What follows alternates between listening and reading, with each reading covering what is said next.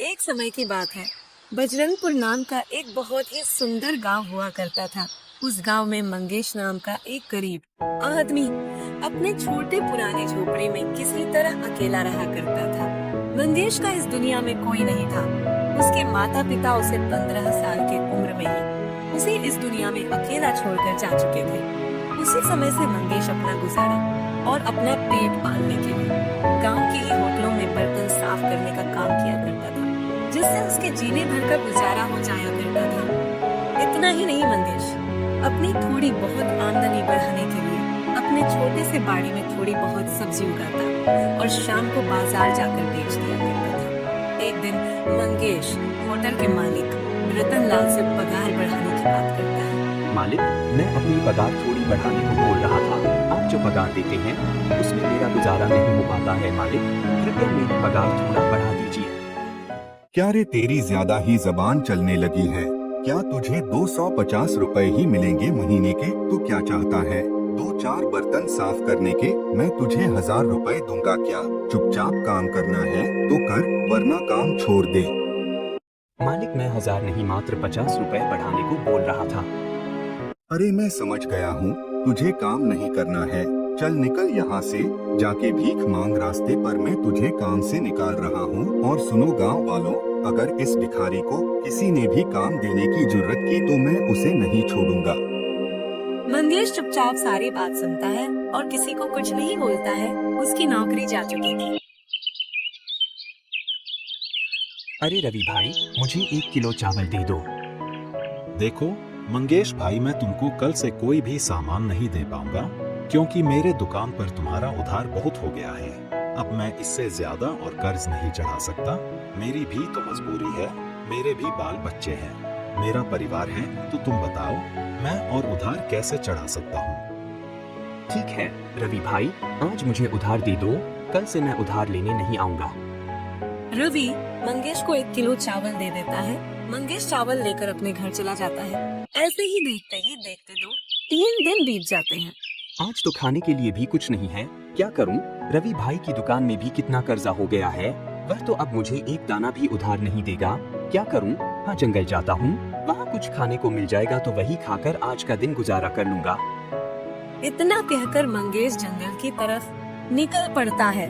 मंगेश पूरा जंगल घूम लेता है, लेकिन उसे जंगल में एक भी फल फूल नहीं मिलता है। फिर मंगेश भूखा प्यासा परेशान होकर एक पेड़ के नीचे बैठ जाता है। हे भगवान, अब मैं क्या करूं? मुझे कुछ भी खाने के लिए नहीं मिल रहा है और मेरे पास कुछ काम भी नहीं है। अब मैं क्या करूं भगवान, आप ही बताओ। तभी मंगेश की नजर एक खरगोश पर जाती है। वह देखता है कि खरगोश अपने जादू के गोले से फल प्रकट करता है। अरे बस इतना सा फल नहीं, नहीं मुझे और फल चाहिए। मेरा पेट इतना में नहीं भरेगा, मुझे और फल चाहिए। खरगोश अपने जादू के गोले से फिर जादू करता है और इस बार ढेर सारे फल प्रकट हो जाते हैं। मंगेश यह सब दृश्य बैठे बैठे देख रहा होता है। अरे यह मैं क्या देख रहा हूँ? खरगोश जादू कर सकता है? अरे नहीं भाई, मैंने तो कभी ऐसा नहीं देखा।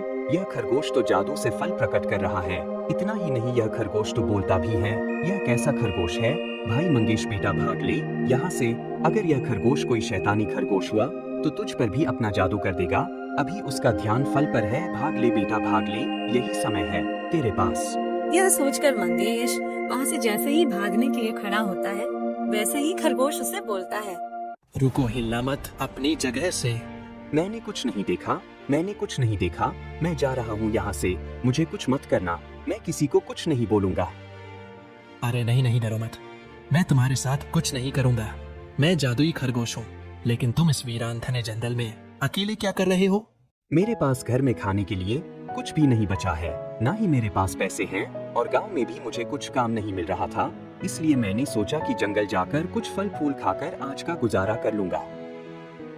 बस इतनी सी बात है, तुम रुको। फिर खरगोश अपने जादू से ढेर सारे ताजा फल प्रकट कर देता है। ये लो मेरे प्रिय दोस्त, ये सारे फल तुम अपने घर ले जा सकते हो, और तुम्हें जो भी चीज की जरूरत हो वह तुम मुझे बताओ। मैं तुम्हारी सारी इच्छा पूरी कर सकता हूँ। धन्यवाद मेरे दोस्त। मैं अकेला हूँ, मेरा कोई दोस्त नहीं है और ना ही कोई मेरा परिवार में से है। मैं अपने घर में अकेला ही रहता हूँ। क्या तुम मेरे दोस्त बनोगे? दोस्त, मुझे तुम्हारे बारे में सब पता है। दरअसल मैं भी तुम्हारे ही तरह बिल्कुल अकेला हूँ। मुझे भी एक मित्र की आवश्यकता है। अगर तुम मेरे मित्र बनोगे तो मुझे बहुत खुशी होगी। क्यों नहीं दोस्त, तो आज से हम दोनों दोस्त हैं। हाँ हाँ, क्यों नहीं मेरे प्यारे दोस्त। मंगेश और खरगोश दोनों दोस्त बन जाते हैं। फिर मंगेश खरगोश को अपने घर ले जाता है। मेरे नन्हे मित्र, मुझे माफ करना, मेरे पास तुम्हें खिलाने के लिए कुछ भी नहीं बचा है, क्योंकि मेरे पास एक भी पैसे नहीं बचे हैं, ना ही मेरे पास कुछ खाने को बचा है। अरे तुम चिंता क्यों करते हो मित्र, मेरे पास खाने की कोई कमी नहीं है, बस तुम देखते जाओ। तभी वह खरगोश अपने गोले से जादू करता है और ढेर सारे स्वादिष्ट भोजन प्रकट हो जाते हैं। वाह मित्र, तुमने तो कमाल ही कर दिया।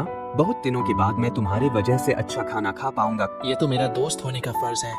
तुम बस मुझे जो चाहिए वह बता देना। तुम्हें खाने में क्या क्या पसंद है, मैं तुम्हारे लिए वही ला दूंगा। फिर मंगेश भर पेट खाना खा लेता है। खाना कैसा लगा मेरे दोस्त? खाना तो बहुत ही अच्छा था मित्र, लेकिन तुमने इतना सारा खाना ला दिया है कि मैं इसे 3 दिन तक भी खाऊं तो यह खत्म नहीं होगा। क्या यह खाना खराब नहीं होगा क्या? तुम उसकी चिंता मत करो मित्र, मेरे जादू से लाई हुई कोई भी चीज खराब नहीं होती है। जादुई खरगोश के मंगेश की जिंदगी में आने पर मंगेश की जिंदगी पूरी तरह बदल गई थी। धीरे धीरे मंगेश जादुई खरगोश की मदद से बहुत अमीर हो जाता है। मंगेश एक नया बंगला खरीद लेता है। अब उसके पास पहनने के लिए अच्छे कपड़े से लेकर अच्छा खाना, यहाँ तक कि बड़ी बड़ी गाड़ियाँ भी मंगेश के घर के आंगन में खड़ी रहने लगी थी। इसी बीच मंगेश अपना एक व्यापार भी शुरू कर लेता है और दुकान में जब भी कोई भी चीज की कमी होती तो खरगोश अपने जादू से उसे पूरा कर देता। मंगेश की तरक्की देखकर सारे गांव वाले हैरान हो जाते हैं। अरे भाइयों, मंगेश को देख रहे हो ना? आप लोग होटल में बर्तन साफ करने वाला आदमी आज इतना अमीर कैसे हो गया? कुछ दिनों पहले ही तो उसने मेरे दुकान से 1 किलो चावल उधार लिया था। अरे हाँ भाई, मंगेश ने तो कुछ ही दिनों में बहुत तरक्की कर ली। कुछ दिन पहले ही तो वो मेरे पास 50 रुपए उधार मांगने आया था। जो भी बातें गांव वाले के बीच हो रही थी वो सारी बातें रतनलाल चुपचाप सुनता है और मन ही मन सोचता है, इस मंगेश के बच्चे के पास इतना पैसा कहाँ से आया? कुछ दिनों पहले ही तो मैंने उसे काम से निकाला था। मंगेश के तो कुछ दिनों पहले ही खाने के लाले पड़े हुए थे। पूरा गांव तो उसे कर्जा वापस मांगता था। आज वह इतना बड़ा सेठ कैसे बन गया? जरूर दाल में कुछ काला है, पता करना पड़ेगा। इस मंगेश के बच्चे को तो मैं छोड़ूंगा नहीं। दरअसल रतनलाल मंगेश की तरक्की से बहुत जल रहा था। अगले दिन रतनलाल चुपचाप मंगेश के बंगले की खिड़की से झांककर सारी बातें सुनने लगता है। मेरे मित्र, यह लो तुम्हारा पसंदीदा खाना। अरे मेरे मित्र, यह तो मेरा पसंदीदा लड्डू है। हाँ मित्र, तुमने मेरी सारी इच्छा पूरी की है और वक्त आ गया है कि मैं भी तुम्हारी इच्छा पूरी करूं। मैं तुम्हारी तरह जादू तो नहीं कर सकता, लेकिन ऐसे तो जरूर तुम्हारी इच्छा पूरी कर सकता हूँ। तुमने मेरे लिए जितना किया है उतना ही काफी है मेरे दोस्त। खरगोश को बोलता देख रतनलाल हैरान हो जाता है और साथ ही साथ दोनों की पूरी बात साफ साफ सुन लेता है। अच्छा तो यह बात है, यह सब करामत इस बोलने वाले जादुई खरगोश की देन है। इसी चिरकुट की वजह से आज मंगेश मालामाल होता जा रहा है।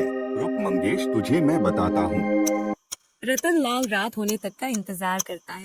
रात को खरगोश और मंगेश अपने बिस्तर पर सो रहे होते हैं। तभी रतनलाल चुपके से उसके घर में घुस जाता है और खरगोश को अपने साथ अपने घर ले जाता है। अरे चिरकुट, चुपचाप जादू कर और मेरे लिए सोने और पैसों का ढेर लगा दे। मुझे छोड़ दो, मैंने तुम्हारा क्या बिगाड़ा है? ना ही मैं तुम्हारे लिए मैं जादू करूंगा। अरे देख क्या रहा है, तुझे अपनी जान प्यारी नहीं है क्या? चुपचाप जादू कर वरना तुझे नहीं छोड़ूंगा। नहीं नहीं, मैं जादू नहीं करूंगा। मेरा जादू सिर्फ अच्छे लोगों के लिए है। तुम बुरे हो और बहुत ही ज्यादा लालची हो और साथ ही साथ बुरे इंसान हो। तुम किसी प्राणी की जान लेने के बारे में कैसे सोच सकते हो? तो अपना बकवास बंद कर चिरकुट और चुपचाप जादू कर। रतनलाल के बार बार बोलने पर भी खरगोश नहीं मानता है, इसलिए रतनलाल खरगोश को मार देता है। तू मेरे लिए जादू नहीं कर रहा था ना? मैं देखता हूँ तू मंगेश के लिए कैसे जादू करता है। उधर जब सुबह हुई तो मंगेश खरगोश को अपने पास ना देखकर बहुत ही ज्यादा परेशान हो जाता है और खरगोश को पूरे घर में ढूंढने लगता है। अरे मित्र, कहाँ हो तुम? कहाँ हो? तुम किधर हो? मेरे पास आ जाओ। कहाँ हो तुम? तुम मेरे साथ मजाक कर रहे हो तो आ जाओ मेरे पास। मैं हार गया हूँ तुमसे। कहाँ हो? कहाँ हो? मेरे मित्र, जल्दी आ जाओ मेरे पास। कहाँ हो? कहाँ हो मेरे मित्र? लेकिन उसे कहीं से भी कोई उत्तर नहीं मिलता है। यहाँ तक कि मंगेश उसे पूरे बंगले में ढूंढता है, लेकिन उसे खरगोश का कहीं से भी कुछ पता नहीं चलता है। मंगेश बहुत ही ज्यादा परेशान और दुखी हो जाता है और वह निर्णय करता है कि खरगोश को ढूंढने वह उसी घने जंगल में जाएगा जहाँ से वह उसे लाया था। यह सोचकर वह उसी रास्ते से घने जंगल की ओर जंगल जाने लगता है और कुछ समय बाद उसी जगह पहुँच जाता है। अरे मेरे मित्र, कहाँ हो? मेरे पास आ जाओ। कहाँ हो मेरे मित्र? सारी की सारी मेरी ही गलती है। मैंने तुम्हारा ध्यान नहीं रखा। तुम मुझे कहाँ छोड़कर चले गए? आ जाओ मेरे मित्र, मेरे पास आ जाओ। मंगेश खुद से बातें कर ही रहा होता है कि तभी वहाँ पर एक बाबा जादू से प्रकट होते हैं और मंगेश से कहते हैं, तुम कौन हो वत्स, और इस घने वीरान जंगल के बीच में किसे ढूंढ रहे हो? आप कौन हो? मैं तो अपने मित्र को ढूंढ रहा हूँ। बेटा, मैं तुम्हारी परीक्षा ले रहा था। मैं जानता हूँ तुम इस जंगल में क्या करने आए हो। तुम अपने दोस्त खरगोश को खोज रहे हो ना? हाँ बाबा, हाँ, आप सही बोल रहे हो। मैं तो अपने दोस्त खरगोश को ही ढूंढ रहा हूँ। बेटा, उस खरगोश को मैंने ही तुम्हारे लिए भेजा था, तुम्हारी मदद करने के लिए। लेकिन उस दुष्ट रतन लाल ने चुपचाप रात को तुम्हारे घर से चुरा कर अपने घर में लेकर उसे डरा धमका कर उसे जान से मार दिया। मेरे दोस्त को मारने का बदला मैं उससे अवश्य लूंगा। यह सुनकर मंगेश बहुत दुखी हो जाता है और बोलता है, बाबा जी, क्या आप मेरे मित्र को वापस नहीं ला सकते हो क्या? कृपया आप मुझे मेरा मित्र लौटा दें। मैं आपका जीवन भर आभारी रहूंगा। अच्छा ठीक है बेटा, तुम इतना बोल रहे हो तो यह लो तुम्हारा मित्र। फिर बाबा जी अपना जादू करते हैं और खरगोश प्रकट हो जाता है। मंगेश अपने मित्र को वापस जिंदा देखकर बहुत ही ज्यादा खुश हो जाता है और कहता है, अरे मेरे मित्र, कैसे हो तुम? दोनों के बीच बातचीत होने लगती है। तभी बाबा जी गायब हो जाते हैं और मंगेश और खरगोश खुशी खुशी अपने घर चले जाते हैं। ऐसे ही महीनों गुजर जाते हैं और बारिश का मौसम आ जाता है। एक दिन रतन लाल भारी वर्षा में कुछ काम से बाजार की ओर छाता लेकर जा रहा होता है। तभी एक जोरों की गर्जन बिजली उसके ऊपर गिरती है और उसकी वहीं पर अकाल मृत्यु हो जाती है। बुरे के साथ बुरा होता है, इसलिए हमें सभी के साथ अच्छा व्यवहार करना चाहिए और सभी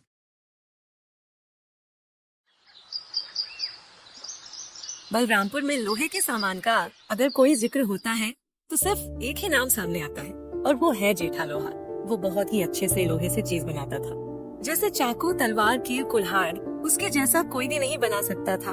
उसकी बनाई गई तलवार का मुकाबला कोई नहीं कर सकता था। ऐसा कहा जाता था कि अगर कोई राजा जेठा लोहार की बनाई हुई तलवार को जंग में ले जाता तो वह जरूर विजय प्राप्त करता। दया, आज गांव के बाजार का दिन है। गांव के सारे लोग आज बाजार खरीदारी करने आएंगे, इसलिए मैं सारे सामानों को लेकर बाजार जा रहा हूँ। मुझे आज लगता है काफी मुनाफा होगा। तुम अपना और पिंकू का ध्यान रखना। पिंकू के बापू, घर में अब कुछ भी खाने का सामान नहीं है। अरे तुम चिंता मत करो दया, मैं आज कुछ भी करके घर का सारा राशन ले आऊंगा। लेकिन कैसे? आपको तो इतने दिनों में एक भी ग्राहक नहीं मिला है। अरे हाँ, भाग्यवान कह तो तुम सही रही हो, लेकिन मैं कोशिश के अलावा और कर भी क्या सकता हूँ। आप यह लोहारी का काम छोड़कर कोई दूसरा काम क्यों नहीं करते हो? मैं इसी काम में माहिर हूँ दया, इसलिए मैं यही काम कर सकता हूँ। जी वो बात तो है, लेकिन इस काम में आप इतनी मेहनत करते हैं, बदले में आपको मिलता ही क्या है? मेहनत कभी जाया नहीं जाती दया, मुझे यकीन है एक ना एक दिन मुझे मेरी मेहनत का फल जरूर मिलेगा। यह कहकर जेठा लोहार अपने काम पर चला जाता है। सुबह से शाम होने को आई है, लेकिन अभी तक एक भी ग्राहक नहीं आया जिसकी तलवार बनाकर मैं पैसे कमा सकूं। अब मैं घर का राशन कैसे लेकर जाऊंगा? जेठा बाजार में बैठा यही सोच रहा होता है कि तभी उसका साथी विष्णु लोहार आता है और कहता है, अरे जेठा, तुम यहाँ इस तरह से क्यों बैठे हो भाई? क्या तुम्हारे पास कोई काम नहीं है? नहीं विष्णु, इस समय ना मेरे पास कोई काम है और ना ही कोई ग्राहक। ऐसे कैसे हो सकता है? तुम तो इतने होनहार लोगार हो, फिर भी तुम्हारे पास ग्राहक नहीं है। यह तो बड़े शर्म की बात है। भाई यह तो सब समय समय की बात है। हो सकता है कि मेरा समय अभी नहीं आया, ओ हाँ, सही बात है। खैर, मैंने तुम्हें यहाँ बैठे हुए देखा तो मैं तुमसे बात करने चला आया। वैसे मेरे पास तो बहुत काम है, इसलिए मैं चलता हूँ। विश्व जेठा का मजाक उड़ाकर वहाँ से चला जाता है, जबकि जेठा चुपचाप वहीं बैठा रहता है कि तभी वहाँ एक आदमी आता है। सुनो भाई, यहाँ पास कोई जेठा नाम का लोहार रहता है। क्या तुम मुझे उसका पता बता सकते हो? जी मैं ही हूँ। जेठा बताइए, आपको मुझसे क्या काम है? मैंने सुना है तुम तलवार बहुत अच्छी बनाते हो और जो भी तुम्हारी बनाई हुई तलवार से मुकाबला करता है वह जरूर विजय प्राप्त करता है।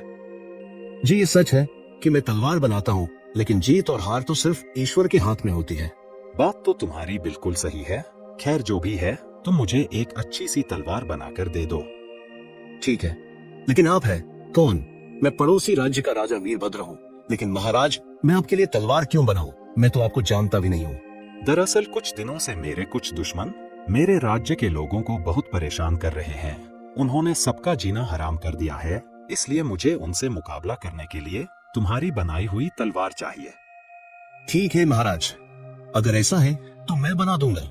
जेठा के हाँ कहने पर राजा वीरभद्र उसकी तरफ एक पोटली बढ़ाते हैं जिसमें बहुत सारे सोने के सिक्के होते हैं। यह लो तुम्हारा मेहनताना, मैं कुछ दिनों बाद अपनी अमानत लेने आऊंगा। इसमें क्या है महाराज? इसमें कुछ सोने के सिक्के हैं, बाकी अगर तुम्हें कम लगते हैं तो मैं और बढ़ा देता हूँ। महाराज मैंने तो अभी तलवार बनाना शुरू भी नहीं किया है, तो फिर आप पहले से मेरा मेहनत ताना क्यों दे रहे हो? इसे तुम रख लो, यह तुम्हारी मेहनत के हैं। राजा वीरभद्र यह कहकर वहाँ से चले जाते हैं। अब मैं अपनी पत्नी और पुत्र के लिए खाने पीने का खूब सारा सामान लेकर जाऊंगा। जेठा अब सोने के सिक्कों को बेचकर ढेर सारा सामान खरीदता है और अपने घर चला जाता है। ये लो दया, ये सब तुम दोनों के लिए है। अरे पिंकू के बापू, आप इतना सारा सामान ले आई। आपके पास इतना सारा सामान खरीदने के लिए पैसे कहाँ से आए? दया के पूछने पर जेठा उसे राजा के बारे में सब कुछ बताता है। यह तो बहुत अच्छी बात है, लेकिन आप महाराज की तलवार जल्दी बनाकर उन्हें दे देना, क्योंकि उन्होंने आप पर भरोसा किया है। आप उनका भरोसा टूटने मत देना। हाँ दया, तुम बिल्कुल सही कह रही हो। अगली सुबह जेठा अपने काम पर निकल जाता है और अपनी दुकान पर पहुंचकर सोचता है, महाराज की तलवार मुझे जल्द से जल्द बनानी होगी। जेठा दिन रात मेहनत करके राजा के लिए एक बहुत अच्छी सी तलवार बना लेता है। मैंने इस तलवार को तो बना लिया है, लेकिन अब पता नहीं महाराज इसे लेने कब आएंगे। अभी जेठा यह सोच ही रहा होता है कि तभी अचानक उसके पास राजेश नाम का एक ग्राहक आता है। क्या तुम लोहार जेठा हो? हाँ मैं ही जेठा हूँ। मुझे तुमसे एक तलवार चाहिए। क्या तुम अभी मुझे कोई अच्छी सी तलवार दे सकते हो? माफ करना भाई, इस समय मेरे पास एक भी तलवार मौजूद नहीं है और नई तलवार बनाने में मुझे समय लगेगा। अगर आप इंतजार कर सकते हैं तो कर लीजिए, मैं आपको कुछ समय में तलवार बनाकर दे दूंगा। जेठा ग्राहक से यह कह ही रहा होता है कि तभी ग्राहक की नजर उस तलवार पर पड़ती है जो जेठा ने राजा के लिए बनाई थी। जेठा, तुम्हारे पास यह तलवार मौजूद है तो ये तुम मुझे दे दो, बदले में तुम इसके दोगुने पैसे ले लेना। नहीं भाई, यह तलवार मैं आपको नहीं दे सकता, यह किसी की अमानत है भाई। मैं कहता हूँ तुम इसकी जितनी चाहे उतनी रकम ले लेना, लेकिन यह तलवार मुझे दे दो। भाई अगर आप मुझे इस तलवार के बदले खजाना भी देंगे तब भी मैं यह आपको नहीं दूंगा। ठीक है, रखो अपने तलवार अपने पास, मुझे नहीं चाहिए, मैं जा रहा हूँ यहाँ से। राजेश गुस्से में वहाँ से चला जाता है। फिर कुछ दिन ऐसे ही गुजर जाते हैं, लेकिन राजा वीरभद्र अपनी तलवार लेने नहीं आते। लेकिन जेठा के पास बहुत से ग्राहक आते जो जेठा से वह तलवार मांगते, मगर जेठा किसी को भी उसे नहीं देता। पता नहीं राजा वीरभद्र कब आएंगे, मैं आखिर कब तक उनकी अमानत संभाल कर रखूंगा। तभी जेठा अपने मन में सोच ही रहा था कि तभी अचानक राजेश ग्राहक वहाँ फिर आता है। जेठा, इस तलवार को बनाए हुए तुम्हें कितना समय हो चुका है? इसका मालिक तो अब तक नहीं आया और मुझे नहीं लगता कि अब वो आएगा। लेकिन भाई ये बात आप इतने यकीन से कैसे कह सकते हो? देखो जेठा, अगर इस तलवार के मालिक को आना होता तो कब का आकर इसे ले जाता, लेकिन वह नहीं आया, इसलिए तुम इस तलवार को मुझे दे दो। कुछ भी हो जाए मैं ये तलवार आपको नहीं दूंगा, आप यहाँ से जा सकते हैं। राजेश ग्राहक फिर से गुस्से में वहाँ से चला जाता है। मैंने बहुत कोशिश की सरदार, लेकिन मैं उससे वह तलवार हासिल नहीं कर सका। जेठा के हाथों बनाई गई वो तलवार मेरे लिए बहुत जरूरी है, तभी मैं उससे पूरे राज्य में अपना खौफ पैदा करके अपना राज्य कायम कर सकूंगा। आखिर ऐसा क्या है सरदार उसके हाथ की बनाई हुई तलवार में? जेठा के हाथों में एक अजीब तरह का जादू है। वह जिसके लिए भी तलवार बनाता है उसे विजय प्राप्त जरूर होती है। नई तलवार बनाने में उसे काफी समय लग जाएगा और मुझे तलवार की जरूरत जल्दी है, इसलिए वह तलवार मुझे किसी भी कीमत पर चाहिए।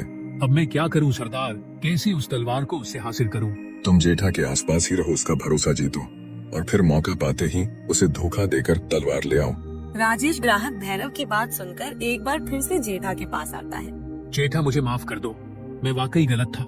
ये किसी और की अमानत है, इसलिए अब तुम मेरे लिए दूसरी तलवार बना दो। ठीक है, मगर इसके लिए मुझे थोड़ा समय लगेगा। ठीक है, मैं इंतजार कर लूंगा। राजेश ग्राहक के कहने पर जेठा दूसरी तलवार बनाने के लिए तैयारी शुरू कर देता है। अच्छा है, ये बेवकूफ अपने काम में लगा हुआ है। मैं जल्दी से यह तलवार लेकर अपने मालिक को दे देता हूँ। फिर राजेश जेठा को धोखा देकर चुपके से राजा की तलवार लेकर भाग जाता है और कुछ देर में जेठा तलवार का नक्शा बनाकर कहता है, भाई ये देखो, तुम्हारी तलवार का नक्शा तैयार हो गया है। अरे अरे, वो आदमी कहाँ गया? कहाँ गया वो आदमी? अभी तो यही था। जेठा राजेश को अपनी दुकान के आसपास तलाश करता है, लेकिन वह उसे कहीं नहीं मिलता। तभी उसकी नजर राजा की तलवार की जगह पर पड़ती है। हे भगवान, इसका मतलब वह ग्राहक नहीं छोटा, मुझे धोखा देकर भाग गया है। भगवान, अब मैं क्या करूं? क्या जवाब दूंगा राजा वीरभद्र को? मुझसे इतनी बड़ी गलती कैसे हो गई? इधर राजेश तलवार लेकर जंगल में भैरव के पास पहुंचता है। अब मुझे राजा वीरभद्र से जीतने से कोई नहीं रोक सकता, कोई नहीं। अब मैं क्या करूं? ऊपर वाले, उस चोर ने मुझे धोखा देकर महाराज की तलवार चोरी कर ली। अब मैं महाराज को क्या जवाब दूंगा? जेठा यह सोच ही रहा होता है कि तभी पानी से कृष्ण गोपाल निकलते हैं। क्या हुआ जेठा, तुम इतने दुखी क्यों हो?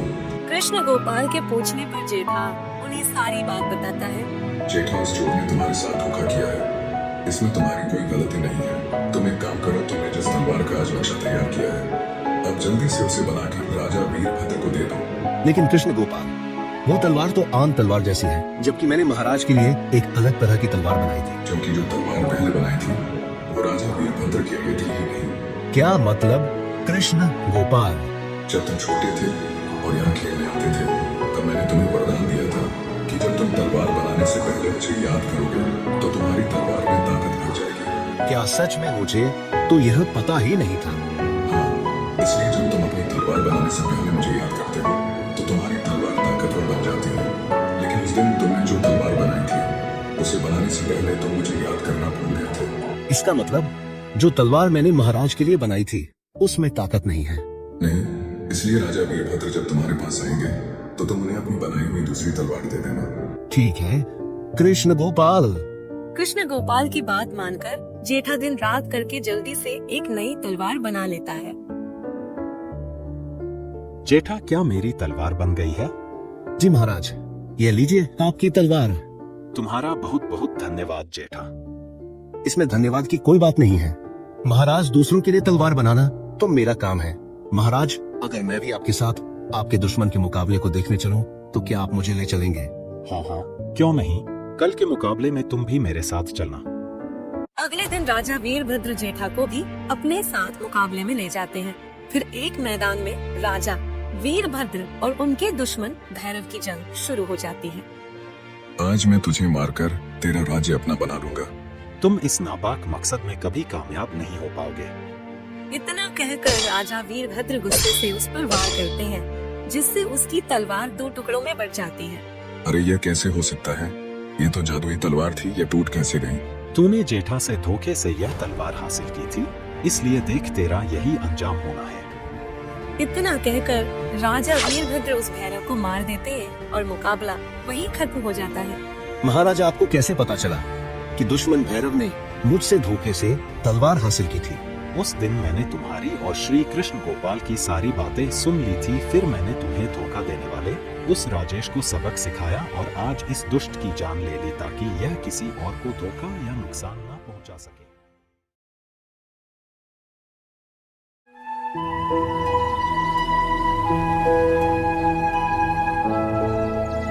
एक समय की बात है, राजपुर नाम के गांव में महेश नाम का एक गरीब व्यक्ति अपने बूढ़े दादा के साथ रहता था। वह बहुत ही मेहनती और चतुर व्यक्ति था। वह दूसरों के खेतों में काम धंधा करके किसी तरह अपना जीवन यापन करता था। अगर उसे किसी दिन लोगों के खेतों में काम नहीं मिलता तो वह जंगल की तरफ चला जाता था और कभी लकड़ियां ले आता तो कभी जंगल से फल तोड़कर घर ले आया करता। और गांव के बाजार के दिन महेश अपने पुरानी साइकिल पर सारे सामानों को लाद कर बाजार ले जाता और थोड़े बहुत दामों में बेच दिया करता। अरे भाई केले ले लो, आओ आओ जल्दी आओ, केले ले लो मात्र 20 रुपए दर्जन, साथ ही साथ ताजा ताजा आम भी ले लो मात्र 20 रुपए किलो, मात्र 20 रुपए किलो। अरे आओ भाई आओ। अरे महेश भाई, लकड़ी कैसे गट्ठर दे रहे हो? अरे रामू, मात्र 50 रुपए गट्ठर है, लकड़ी इससे कम में मिल जाए तो मुझे कहना, पूरे बाजार में जाकर देख लो, इससे कम में तुम्हें नहीं मिलेगा। अच्छा, मुझे एक गट्ठर लकड़ी दे दो। क्या बताओ महेश भाई, आजकल जंगल जाने का समय ही नहीं मिल पा रहा है और साथ ही साथ घर में लकड़ी भी खत्म हो गई है। खाना बनाने के लिए कुछ बचा ही नहीं है। हाँ हाँ, क्यों नहीं देता हूँ, देता हूँ। इतनी मेहनत करने के बाद भी महेश 2 समय का भोजन बहुत मुश्किल से जुटा पाता था।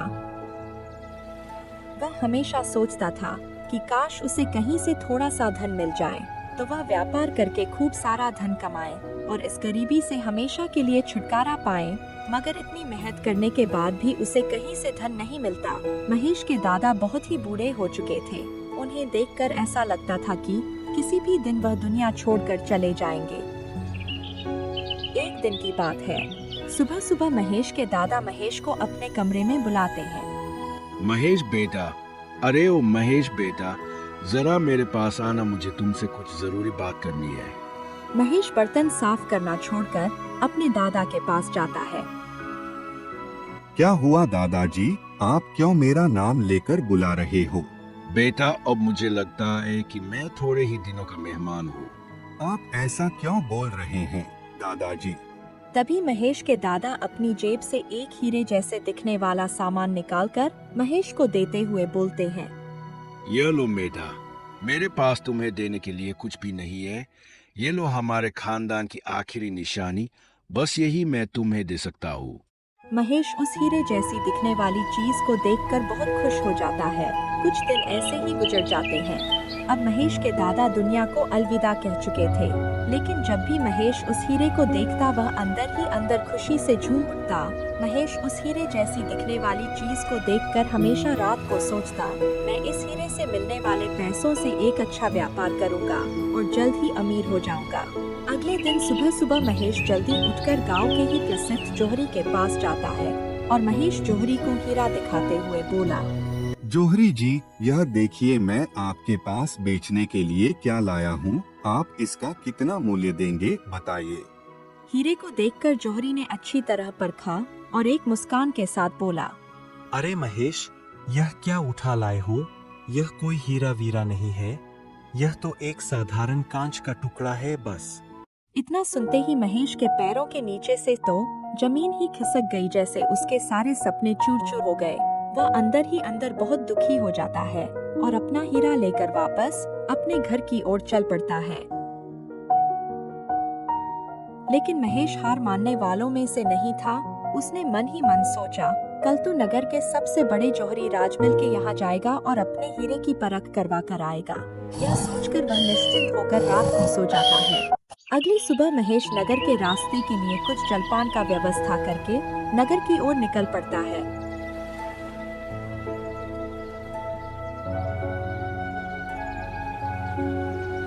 राजमल एक बहुत बड़ा जोहरी था।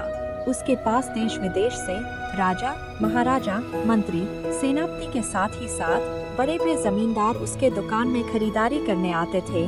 महेश पूरे 50 किलोमीटर का रास्ता तय करने के बाद आखिरकार नगर पहुंच ही जाता है। कुछ दूर चलने के बाद महेश राजमल के दुकान पर जाता है। प्रणाम महोदय, मैं आपके यहाँ बहुत दूर से यह हीरा लेकर आया हूँ। बताइए, आप इसका कितना मूल्य देंगे? यह कहकर महेश हीरे को जोहरी को दे देता है। उसे देखते ही राजमल तेज आवाज में बोलता है, क्या बात है, आपने मुझे पागल समझ रखा है क्या? पत्थर का टुकड़ा उठा लाए और मुझे हीरा बताकर पागल बना रहे हो। मेरे पास इतना फालतू चीजों के लिए समय नहीं है। महोदय, आप अपना हीरा लीजिए और यहाँ से कृपया चले जाए। महेश ने बनावटी आश्रय व्यक्त करते हुए कहा, क्या पत्थर का? नहीं नहीं, ऐसा नहीं हो सकता। यह तो हमारे खानदान की निशानी है। यह तो खानदानी हीरा है। जो मेरे दादा को उनके परदादा ने दिया था। दादा के जाने से पहले वह मेरे को यह हीरा सौंप कर गए। अब थोड़ा घर में परेशानी हो गई है तो सोचा इसे बेचकर कुछ पैसे मिल जाते। इतना सुनकर राजमल ने हीरे की परख दोबारा की और करके बोला, माफ करना महोदय, यह कोई हीरा नहीं है, यह कांच या पत्थर का टुकड़ा ही है। मैं तो इतना पारखी हूँ कि किसी भी हीरे को देखकर ही बता सकता हूँ कि वह कितने मूल्य का होगा। तब महेश दुखी मन से बोला, महोदय आप ऐसा करिए ना, मेरे इस हीरे को अगर आप खरीद नहीं सकते हो तो कम से कम आप इस हीरे को अपनी दुकान में ही रख लीजिए। अगर कोई ग्राहक आए तो आप इसे बेच दीजिएगा, वरना कुछ समय बाद आकर मैं यह हीरा ले जाऊंगा। महेश को गिड़गिड़ाता देखकर राजमल का दिल पसीज गया और वह इस बात पर राजी हो गया कि यह हीरा वह अपनी दुकान में रख लेगा। अगर बिके तो बेच देगा, नहीं तो वापस कर देगा। महोदय, आपने इस हीरे का कुछ तो मूल्य सोचा होगा ना आपने, जो आप रखना चाहते हो। अब बताइए मैं इसे ग्राहकों को किस मूल्य पर बेचूं? आप इस हीरे की कीमत लोगों को 20,000 बताइएगा। इतना कहकर महेश अपने घर को लौट जाता है। राजमल अपना नाम खराब नहीं करना चाहता था, इसलिए वह उस हीरे को किसी को भी बेचने के लिए नहीं दिखाता था। बस वह वैसे ही के वैसे ही पड़ा रहता था। इस बीच बहुत बार महेश दुकान आकर अपने हीरे के बारे में पूछ चुका था, मगर हर बार उसे निराशा ही हाथ लगती। एक दिन राजमल के यहाँ एक व्यक्ति आया और उसने खुद का परिचय देते हुए कहा, प्रणाम महोदय, मैं पड़ोस के राज्य हस्तिनापुर के राजा चंदन सिंह का सेवक हूँ। राजा चंदन सिंह अपने राजकुमारी को उपहार में देने के लिए एक हार चाहते हैं जिसमें एक हीरे का पिंडल पड़ा हो। यह सुनते ही राजमल उसे तरह तरह के हीरे दिखाने लगा। वह व्यक्ति हीरे देखता रहा, मगर उसे कोई भी हीरा पसंद नहीं आ रहा था। उसकी पसंद को देखते हुए राजमल यह समझ गया था कि इसे हीरे के बारे में कोई जानकारी नहीं है। वह तो बस उसके रूप को देख रहा है। जब उस व्यक्ति को कोई भी हीरा पसंद नहीं आया तो हारकर राजमल ने महेश वाला हीरा दिखाया। उसे देखते ही वह व्यक्ति चहक उठा और बोला, हाँ महोदय, हाँ यही वह हीरा है जिसे मैं तलाश कर रहा हूँ। देखो तो कितना खूबसूरत है। महोदय, आप इस हीरे का कितना मूल्य लेंगे? राजमल ने मन ही मन सोचा, 20,000 तो महेश ही मांग रहा है, क्यों ना मैं इसकी कीमत 40,000 बताऊं, तो 20,000 महेश को देकर 20,000 का मैं भी लाभ कमा सकूंगा। यह सोचकर राजमल ने उस हीरे की कीमत 40,000 बताई। महोदय, मैं इतनी धनराशि लेकर तो नहीं आया हूँ, पर इस समय मेरे पास 5,000 है। आप यह जमा करके सौदा पक्का कर दीजिए। मैं जल्द ही और रुपए लेकर आऊंगा और यह हीरा ले जाऊंगा। अगर मैं वापस नहीं आऊं तो आप मेरे रुपए जब्त कर सकते हैं।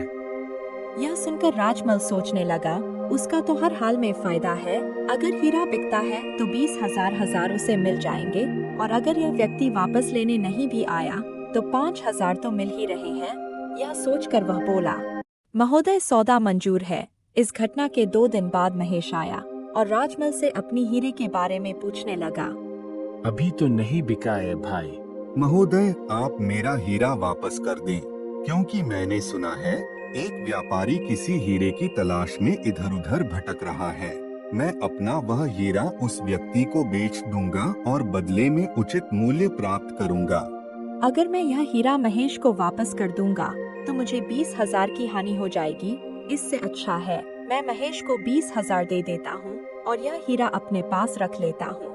महेश भाई, मैं सोच रहा था यह हीरा मैं ही खरीद रहा हूँ। मुझे यह हीरा बहुत पसंद आ गया है। मैं इसे अपनी दुकान में रखना चाहता हूँ। यह लो तुम्हारे 20,000। महेश 20,000 लेकर वापस अपने गांव चला गया। इधर अब राजमल उस व्यक्ति का इंतजार करने लगा जो हीरे खरीदने की बात करके गया था। 2 दिन, 4 दिन, 2 महीना बीतने को आया, मगर वह व्यक्ति वापस नहीं आया। अब तो राजमल को चिंता होने लगी, मगर वह क्या करे। उसने सोचा, अगर नगर कोतवाल से शिकायत करें तो उसकी कितनी हंसी होगी। लोग सोचेंगे इतना बड़ा व्यापारी होकर एक साधारण व्यक्ति से ठगा गया, और यह सोचकर उसने किसी से कुछ भी नहीं कहा। वास्तव में वह व्यक्ति किसी भी राज्य का कोई सेवक नहीं था, वह तो बस महेश का एक दोस्त था। महेश ने जब हीरा नहीं बिका तो परेशान होकर राज्य का सेवक बताकर भेजा हुआ था। इस प्रकार उसने राजमल को ठग लिया था। महेश ने उस धनराशि से गांव के चौराहे में ही एक दुकान खोल लिया और खुशी खुशी अपना जीवन व्यतीत करने लगा।